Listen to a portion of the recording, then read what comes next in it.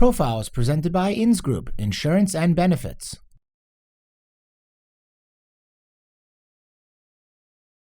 This week on Profile, Jamey Rootes, President, the Houston Texans.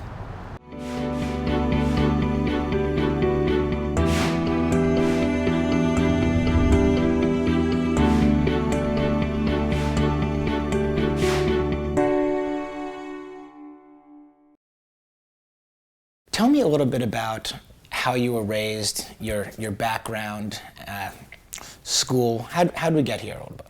I was born in St. Louis, Missouri, but very quickly moved to Atlanta, Georgia, and grew up in Atlanta. My parents divorced when I was ending my elementary school experience and headed to high school. So raised in my mom's household. My brother had gone away to college, and my sister was in the process of going away to college. So for the most part, during those high school years, it was really me and my mom. My life as a kid was all about sports, whether it was, as a young kid with stickball and football and even hockey. We'd take newspapers and put them into plastic bags and make the goalkeeping equipment, right? And we'd play street hockey just for hours on end. And then eventually gravitated into soccer. And for whatever reason, things took off for me soccer-wise, and really was the focus of my growing up years prior to going to school at Clemson University, again, to pursue a dream in soccer, but then also to get an education at the same time. What do you want to be when you grew up? What did I want to be when I grew up? Well, I tell you, I really kind of struggled with that at the end of college, because college was an in and of itself. I mean, there was academics and there were social clubs and service clubs and certainly soccer, but then all that ended. And the question was there, what next? And so I went to IBM and I spent several years. I developed more skills in sales and marketing and earned a paycheck. Learned what it was like to live on my own. But during that time, I was really kind of just had a question mark. What is it that I really want to do? Went back and met with a guy, Bobby Robinson, who is the athletic director at Clemson. And I said, I'd really think maybe sports is where I'd like to be. He said, well, do you want to be a coach or do you want to be a business person? And I said, yes. He said, well, that's your problem. They're not the same thing. That was really the impetus for me to going back to graduate school. Get a graduate degree, which I knew I wanted to do, coach at Indiana University, work in the athletic department and gain some experience in the sports business. And eventually, after 2 years, make a decision, where do I want to go? And at that point, I knew I wanted to be in a sports business, not a coach, although I enjoyed coaching. Then worked for the World Cup as a volunteer in 1994. Went to Procter & Gamble, was in brand marketing, but I didn't necessarily think that was going to last. It was a place to be to find that next move into sports. And fortunately for me, I got a phone call at Procter & Gamble from someone who worked for Lamar Hunt. Said, his name's Tim Connolly, and Tim said, we're starting up a soccer league. We'd like to know if you want to come and interview. It's going to be in Columbus, Ohio. And I said, of course. Went up and met with Lamar and Clark and Tim and a guy, Ron Pizzuti, who was a leader in Columbus and the Columbus business community. Left that interview after we walked around Ohio Stadium. We had lunch. We talked. What a great conversation. As I drove back, I thought to myself, I think I got the job, but I have no idea what job it is. And it wound up being general manager of a startup professional soccer team. Here you are at Procter & Gamble. Right. Knowing it's 28 years old. Knowing it's probably for you a stopover, as you said, but really limited in sports experience. And the next thing you know, you're 28 and you're the GM of a soccer team.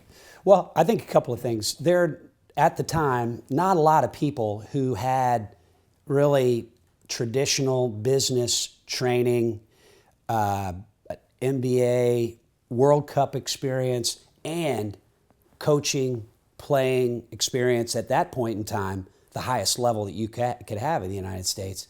It was a rare combination. The challenge I had was lack of experience and being 28 years old. But Lamar Hunt started up the American Football League at about the same age. And I can't help but think in the back of his mind is, hey, maybe this is somebody with the type of energy and desire and passion and vision that I had as a kid. And he gave me the opportunity, and it worked out well. The first year, in 1996, our team went from disastrous on-field performance, changed the coach, added a few players, did a 9-1 run to get into the playoffs, and wound up winning Executive of the Year in Major League Soccer. And at that point in time, I kind of felt this might work out. What do you look for when you're filling your team? What do you look for in employees or partners, team members? Yeah. Well, at the core, I mean, passion. They need to be passionate about what they're doing. They need to be passionate about the organization. You're looking for people who are humble. You want people who are hungry, people who desire success. They want to achieve. They want to get better every day.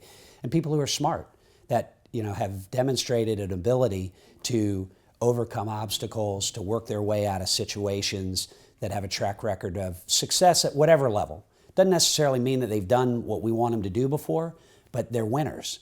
And after you sit down and you talk to folks, you talk to people who know them, you kind of get a feel for, is this person a winner or are they not? And as we've had people come into our organization, the highest compliment I can pay when I interview someone, he's one of us or she's one of us, right? It's a group of high-achieving individuals all working together towards team goals.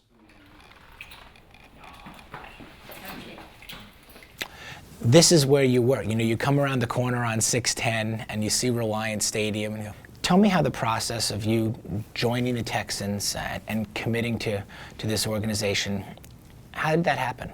I was in Columbus. I got a call from a recruiter, and she asked me if I would be interested in working for the Houston NFL team. I said, Houston doesn't have an NFL team.